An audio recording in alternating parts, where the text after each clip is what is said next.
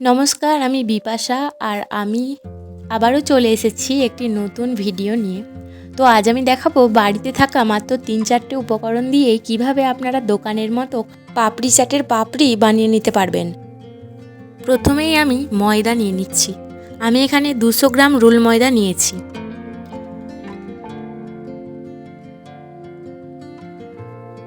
এরপর দিয়ে দেব কালো জিরে,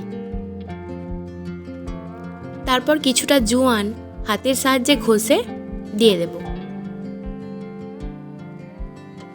তারপর শুকনো হাতে এগুলোকে খুব ভালোভাবে মিশিয়ে নিতে হবে। এগুলো ভালোভাবে মিশিয়ে নেওয়ার পর দিয়ে দিচ্ছি সাদা তেল। এই তেলটাও খুব ভালোভাবে শুকনো ময়দার সাথে মিশিয়ে নিতে হবে। পারফেক্টলি ময়াম দেওয়া হয়েছে সেটা কি করে বুঝবেন দেখে নিন। হাতের সাহায্যে মুঠো করার পর মুঠোটা কিন্তু আর ভাঙবে না। দেখুন এইভাবে আমি দেখিয়ে দিচ্ছি। এরকম শেপ চলে এলে মুঠো করলে তখন জানতে হবে যে ময়দাটা পারফেক্টলি মাখা হয়ে গেছে। এরপর আমি এর মধ্যে অ্যাড করলাম লবণ এবং খাবার সোডা। এরপর ময়দাটাতে অল্প অল্প করে জল মিশিয়ে শক্ত একটা ডো তৈরি করে নিতে হবে। শক্ত ডো তৈরি করতে হবে। ডো যদি নরম হয়ে যায় তাহলে কিন্তু হবে না। শক্ত মানে খুব শক্তও নয়, একটা মিডিয়াম ডো তৈরি করে নিতে হবে। দেখুন এই রকম।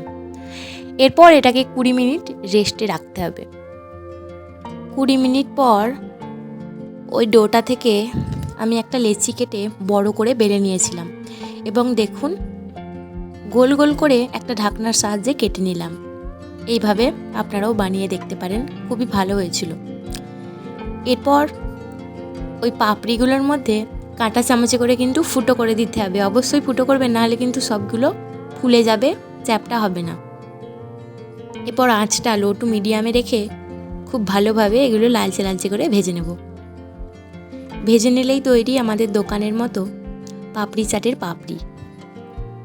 তো রেসিপিটা আপনাদের কেমন লাগলো অবশ্যই জানাবেন। ভালো লাগলে একটি লাইক করবেন এবং সাবস্ক্রাইব করে পাশে থাকবেন। রাধে রাধে।